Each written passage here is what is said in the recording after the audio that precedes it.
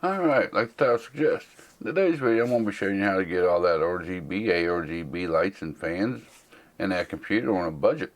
I think this is pretty good, pretty well the best budget setup for getting all them ARGB fans and lights in your system for the day in 2020. I'm going to run down the ports that I'm going to be putting in this system and break down the prices for you. So let's flip over here onto the screen and I'll show you what I'm putting in the system. Alright, to start out with what I'm putting in this system, we have the Airgoo addressable PC RGB light strips. These are an ARGB strip. You get 2 strips of 35 centimeters length on each strip, so you end up with about 70 centimeters of lighting for your case. These are ARGB, so they do run off the motherboard. They do run off the standard 3-pin connector for the ARGB, and there's a couple other connectors there that you'll need to convert them over to that plug-in. Pick them up on Amazon the day that's filming. For about $17. The fans that I've went with, you can pick up a 3-pack of them today for about $35 for a 3-pack of them. They are the Deepcool RF 120 millimeters, 3-in-1. They do come with fan hubs, and they are compatible with motherboards. These are an RGB fan, not an ARGB fan, but they do work off the motherboard. And why I say this is a budget setup, which this may seem a little high to you, for the 3 fans and the 2 light strips, you're looking at about $52. But I'm saying that this is a good way to go with budget because the 3 fans that I got in my system, they are a premium fan. Do keep that in mind. But I paid almost $20 a piece for my fans. These Deepcool branded fans, you're paying about $12 a piece for each one of them if you get the 3-pack kit. In today's video, I'm actually going to be hooking up 5 of them. So I paid about $65 for mine. So if you add that 5-pack fans with the ARGB strips here, you're looking at about $82. But for most cases, that 3-pack of fans will do you fine. So you can get away with about $52 on this. And yes, before you all kill me in the comments section, there is cheaper ways that you can add ARGB and RGB lights and fans into your system. There's a few reasons why I went with this. I think this is one of the best budget solutions out there to go with something like this. If you go with the kit that comes all together with the fans and the strips together, there's a few downsides of them that I really don't care about, which I've used them on the channel in the past in some of my builds. There's a few like I said, there's a few downsides to them that I don't like. Number one, your fan speed is controlled by SATA power off your power supply, which means that your fans run 100% of the time as long as your computer is on. There's no controlling the speeds of them. And this may lead to a few problems. Number one, your fans may give out sooner than what they should because they're running 100% of all the time. Number two, it's going to include more dust in your system, so you're going to have to clean your system out more often to keep the dust down. And number three, there could be a noise factor if the fan's ain't a quality fan. And the other problem with the cheaper kits, they control the lights through a remote control. They don't hook up to your motherboard. This could be a plus for some of you, this could be a minus for some of you. For me, this is a minus, because if that control box goes bad or if that remote goes bad, you ain't going to be able to replace them control boxes or them remotes. So you're just going to lose all your lighting in your system. With the motherboard, you don't have to worry about doing that. You don't have to worry about the control box or the remote going bad. And you don't have to worry about changing out the batteries in them remotes either. So I think this is one of the better budget options for adding ARGB and RGB fans and strips into your system for these particular reasons. The other systems I've talked about, you can pick them up for $20-30 with 3 fans and 2 LED strips, which is cheaper than this, but you do have them downsides to them. Or to me, they are a downside. Let me show you the footage of me getting these 5 fans and these two light strips put in a computer case. I'll show you how to do all the wiring and whatnot on this setup, and I'll be back with my conclusion to the video.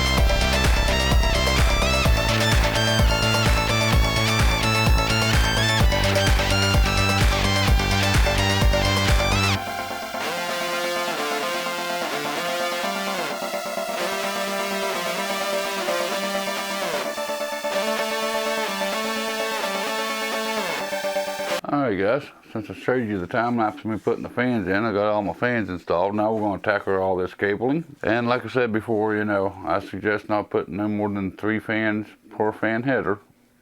So we're going to have to hook up both of the fan hubs, the Deepcool supplied with the fans. We do have ARGB and RGB both in this system. So we're going to have to hook up the cables for that as well. So we're going to have the ARGB cable and the RGB cable both that we're going to have to hook up. And of course we'll have to hook up all the fans and the strips and everything to the appropriate headers. The best place to start is to locate your fan headers and your RGB, ARGB headers, which on this motherboard I have a CPU fan header right there, and I also have one down here in the very bottom. I don't know if you guys can see that. And right there beside this fan header is my ARGB and my RGB headers. So we need to hook up the cables and run them out the back of the case. Try to make them look as pretty as we can. Alright guys, I had to take the video cord out before I could actually see what I'm doing here with these cables. The ARGB header is pretty easy to line up. You got 1 pin, then you got blocked off, then you got 2 more pins. It's pretty easy not to hook these up wrong, but you definitely want to make sure you line them up right. So we're going to hook it into the ARGB header here, just like so. And then when you do the RGB, you got to keep in mind you have a arrow on the end of the cable, and there's an arrow on the motherboard indicating which one needs to go to which. If you hook these up wrong, you could possibly burn up the header on the motherboard, or you could burn up your connectors that you're connecting to. You want to definitely make sure you keep that in mind and line them 2 arrows up. Flip it around there, line up them arrows, and you slide it on. Just like so. And then we're going to take them and run them down through this hole here in the back. Now, for the fan splitters, because we are doing 5 fans, so we're going to be using both of the splitters. You got to locate your motherboard headers for your fans, which I've got one right here. And I have one right here on this particular motherboard. Yours may vary. And we also have a CPU optional fan up here, which I'm thinking I may use that for the top 2 and the back fan. That way they run off the CPU fan. So I'm going to run that cable in from behind.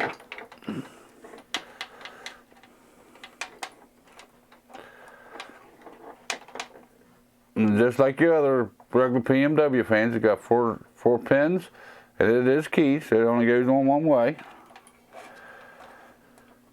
Just like so. Slide it down on. Slide the excess cable out the back. Okay, and then for the other splitter that we need, down here's my fan header, so I'm going to run the end of that cable back up through here, through the same hole that the ARGB and RGB headers came through.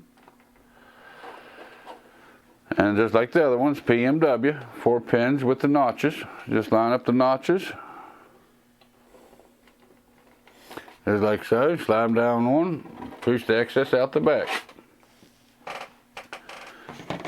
Alright, now we're done with the front. Besides that, I had to put the graphics card back in. Alright guys, I got the graphics card put back in. Now I guess we can run our LED strips there where we want. Alright guys, I think that's going to work alright for the RGB, ARGB strips. We're going to see how it looks like when we get it turned on anyways. I've got one here along the bottom in the front, and then the other one runs up this side and across the top. Hope it ain't going to look too tacky with all their lights in it, but it might. We'll see. Okay, here's the fan splitter that we got that's hooked up to the optional CPU fan header, which I'm going to use for these top 3 fans. Then the other one runs off the bottom here. We're going to be hooking them up to the front 2 fans. And of course we got to hook up all these RGB lights. So let me get these here connected up here. I'm just going to daisy chain them all together and have one plug in for them all. Alright guys, we're going to hook up the cable that runs from the front of the case, or front of the motherboard, out here for the RGB strips, which will be this cable right here. You just plug them together, just like so. And we'll have to find a way to wire tie all this wire up here someplace, but we'll get into that in a little bit. That's part of the cable management. Okay, I got all the fans, RGBs here all hooked together. So here's your cable for your RGB off the motherboard. Let's find the right connector here, which would be this one. Spin it around there, connect them up. There's all your lights hooked up. Now we still have the 5 fans to deal with. So let's find our splitter boxes here. And this very back fan here got very little cable to it. So I'm gonna plug it in first here, see where we can put this control box, or this splitter box, I guess I'd call it. Slide it in there. Okay, then we're gonna hook up the other 2 top fans to this as well. So let's find the cables for them. And it's just like hooking them up to the motherboard, guys. You have the notch with the 4 pins. This is set up the exact same way. Line up the notches and slide them in there. And the third one here, we're going to do it the same.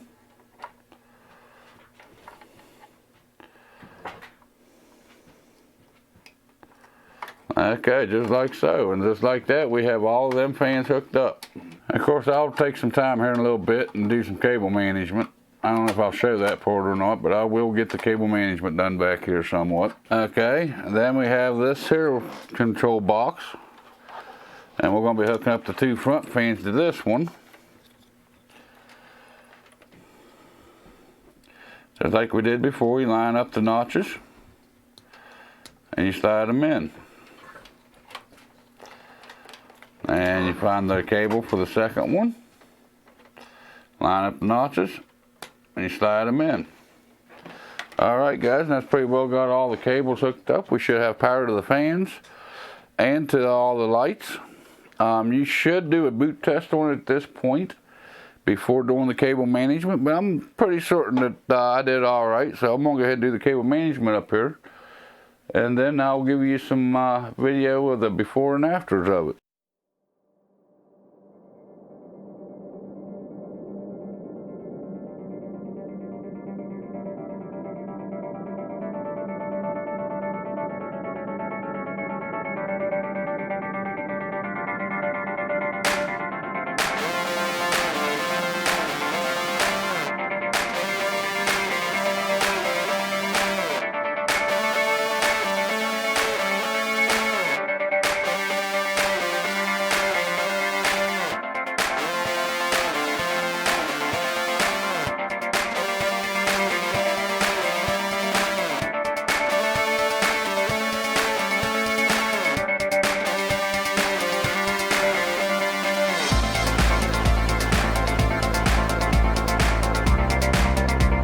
Alright all, I showed you before and after shots of the system. If you're curious in the system I put this in, I'll put a link to it up here. It's the all AMD $900 gaming PC of 2020. If you go with the 3-pack of fans and the 2 strips, which I think is going to be plenty for most gaming PCs, you're looking at about $52 investment into it.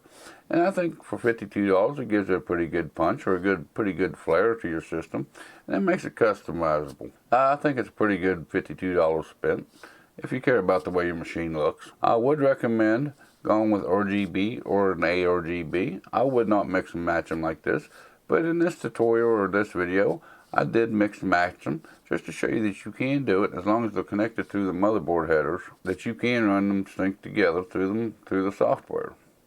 And one thing to keep in mind, guys, when you're buying your components to do something like this, make sure your motherboard has got the ARGB or RGB header on it.